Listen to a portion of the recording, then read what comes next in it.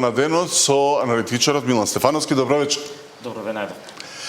Господин Стефановски, некако често сте гостин во ова студио и други на истите теми, но и од тоа што го читав, досега сите прогнози за двата најголеми конфликта во моментов се покажаа како неуспешни. Не се смирува ниту конфликтот САД-Иран, ниту конфликтот Русија-Украина, и во 4 години веќе длабоко навлезени. Овој 6 месеци требаше да трае една недела, две, така што еве прво за овој конфликт САД-Иран, нели? Освен повремени војни действија, сега преминува во економска војна. Од она што го слушнавме, може би Ормудскиот теснец да биде американска територија, како што едностранно го прогласи тоа Трамп, па дури и иранскиот остров Кешон, делови од територијата на Оман и областа околу Дубај. Така.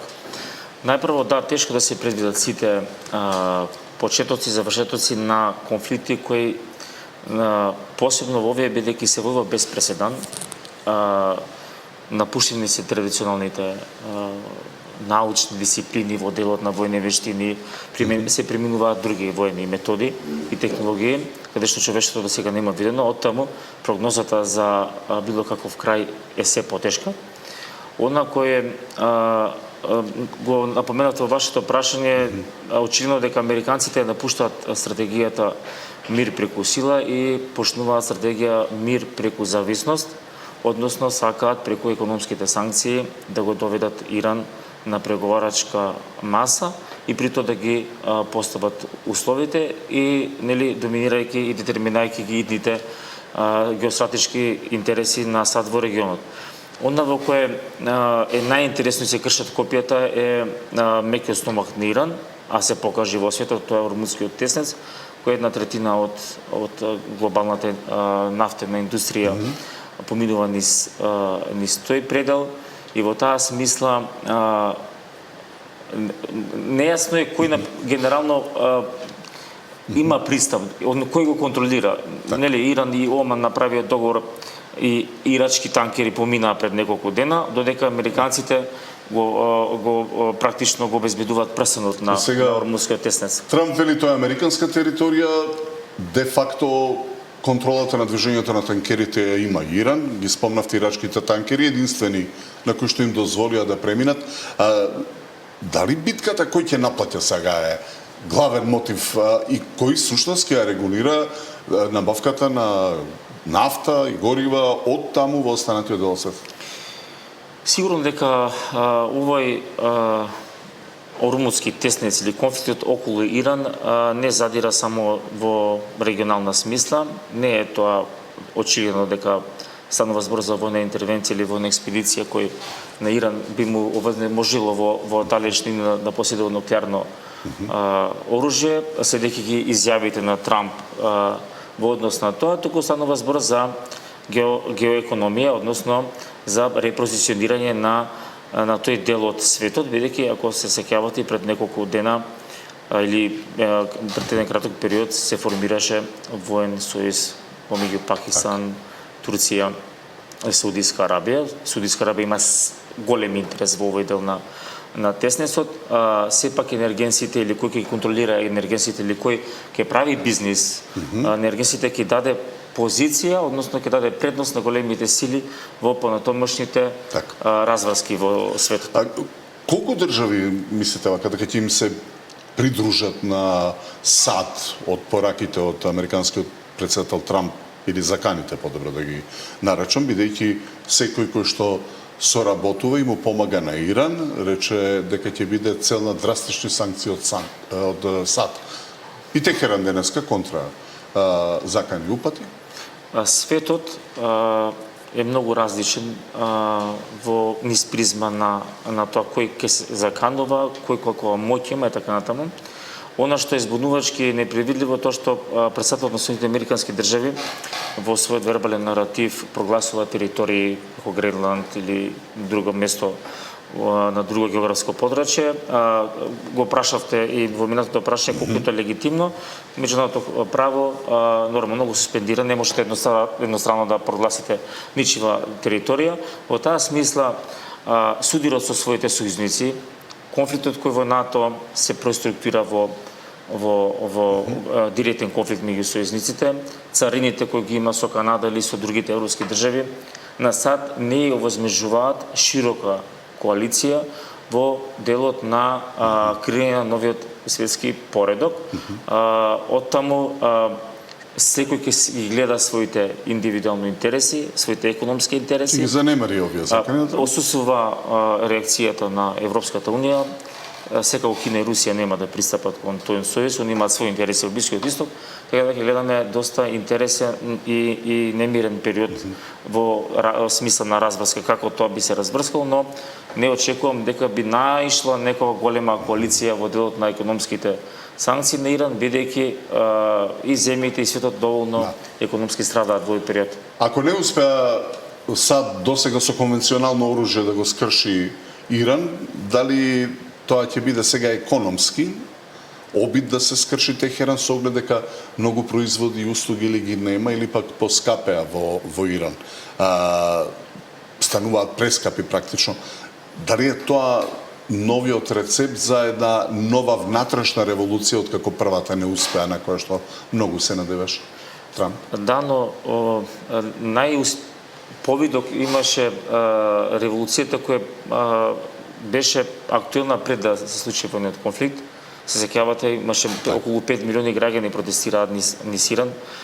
Режимот ја покажа таа дрскост и цврстина и на некој начин секој ден тие протести бе помасивни. Она што покажа теоријата е дека после војната експедиција на Израел и на САД режимот зајакна, така да не постои дефиниција и теорија дека било каква санкција може да придонесе кон контрреволуција, односно револуција на земјата каде што само ги зајакна веројатно внатрешните сили. Теоријата има показатели дека можеби да ги зајакне тие структури внатре.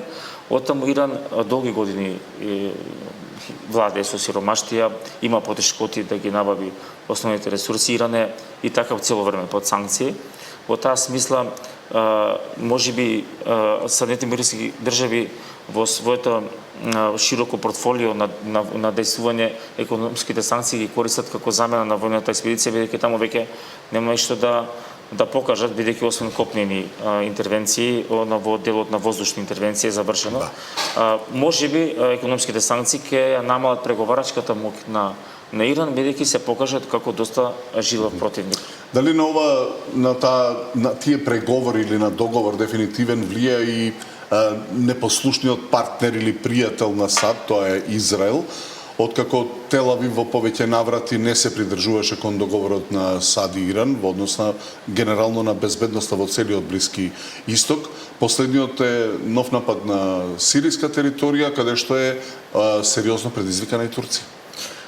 Не сум поборник на теоријата дека САД и Израел имаат недоразбирање во делот на војните действија, сепак Израел е чуварот на геостратешкиот интерес на Соединетите американски држави во тој регион, без разлика колку они вербално ќе имаат несогласување или ќе си пренесат дипломатски ноти или без разлика во кој дел ќе биде конфликтот, интересот останува ист. Она што Израел го прави во моментов е очигледно дека сака да го збрише Хезболах и другите милитантни групации кои и Хамас кои гравитираат пат као прокси играчи кон Иран. Има бришан простор, светот можеби да се обедини против тоа. Неколку држави можеби се гласни од типот на Шпанија, но засега никој на Израел не му може ништо во смисла на тоа дека ќе го притисне да престане да действува така. Другата сериозна голема војна која влезе во петтата година Украина и Русија, таму војните действија не само што не се намалија, него се засилија и тоа со длабоки напади во териториите на двете земји. Дроновите не бираат веќе ни мети, ни објекти, па дури паѓаат и во земји членки на НАТО во окружувањето на Украина. Дали таа војна таму се сведе само на далечински управувачи? Може ли да има крај таа? Така, видите, под плаштот на големата акција на председателот Трамп во смисла на дипломатски притисок да го разреши овој конфликт кој очигледно ќе замрзне и можеби и сега е полузамрзнат, бидејќи вие немате стратешки поместувања во воена смисла и од страната на Русија и коалицијата која и помага на Русија и на Украина и западната коалиција која помага на Украина. Во таа смисла се преминуваат војно-технолошки судири кои практично пешадијата или пушко-митралезите, традиционално кажано, се заменети со дронови. Во таа смисла тој конфликт ќе биде многу понепредвидлив, ќе биде многу пострашен и има тенденција да се прошири во таа смисла, бидејќи и Украина се охрабри во овој период, длабоко напаѓа на руска територија. Русија веќе има проблеми со енергенсите. Во таа смисла овој конфликт нема индиции, ниту постои дипломатска активност, ниту дипломатски притисок, ниту на светско ниво, за да престане, туку напротив, охрабрени си двете страни. Русија спрема дополнителна мобилизација и така натаму. Оружјето, ракетите за украинската војска, но и парите, до голема количина и од Европската унија, и од САД, и од другите земји, се единственото нешто практично што ја одржуваат Украина. Ако решението значи територијални отстапки во корист на Русија, огромните долгови кои ќе значат секакви отстапки во однос на финансиерите на оваа војна, бидејќи Украина никогаш не може да ги врати тие пари, прашањето се поставува само што ќе остане од Украина во иднина. Ако остане вака и овој конфликт се замрази на овие територии каде што Русија генерално доминира, околу 90% на тие територии кои ги прогласи за своји, тоа ќе биде страшен удар на меѓународното право, бидејќи тоа ќе даде аналогија дека со сила може да се земат територии. Во таа смисла тоа ќе биде многу опасно и за европската безбедност архитектура и за светската, но гледаме дека Украина го суспендира и практично набавката на оружје, компензацијата која прави во моментов Европската унија е тоа што Соединетите американски држави си имаат свој сега фронт доле со Иран. Во таа смисла овој конфликт ќе продолжи, а во смисла на тоа дека кога би се замрзнали и кој би имал економски бенефици или како Украина би ја компензирала, па тоа е општо познато во сите конфликти, тогаш кога вие ќе престанете да постоите како територија, бизнисот ќе го преземе оној на кој најмногу ви помогнал, така да барем во светот покажано дека има вечни интереси, нема вечни сојузи. Да. Двете војни најмногу го погоди енергетскиот сектор, секторот со горива, со газ, со цената на струјата, растат цените на сите овие енергенси. Што предвидувате да се случи во иднина? Генерално ќе има тенденција да овие енергенси стануваат се потешки за снабдување. Глобалниот синџир е нарушен. Прво, започна со диверсификација на руските енергенси. Санкциите кон Русија ја кренеа нафтата. Она која компензацијата Кина проба да го направи кон Руската Федерација, сега пак имаат проблеми кон дистрибуцијата на нафта кон Ормузскиот теснец.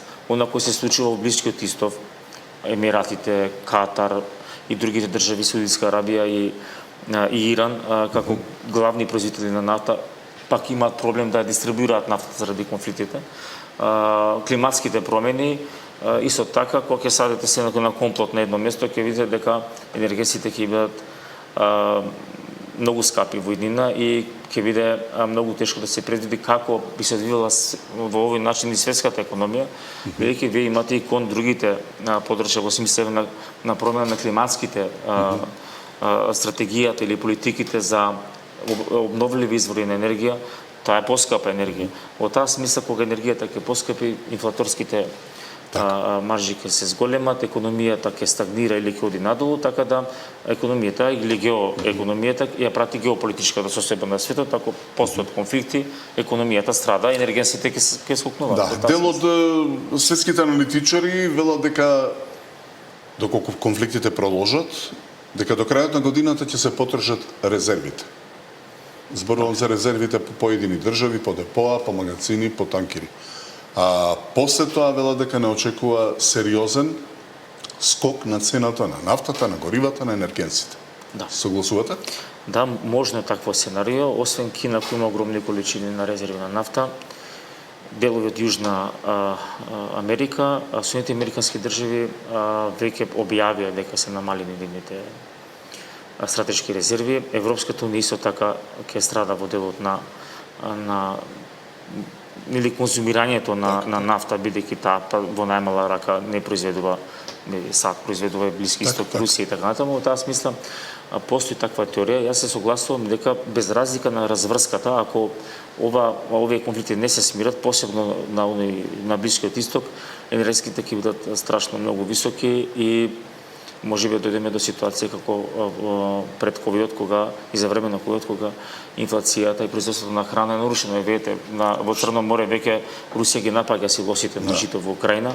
Во таа смисла живееме во доста тешко, доста непредвидено време. Што ќе го почувствуваме сите ние, се разбира. Апсолутно, целото човештво и нашите малите економии во најмала рака. Мило Стефановски, гостин во тема на денот, ви благодарам за оваа анализа.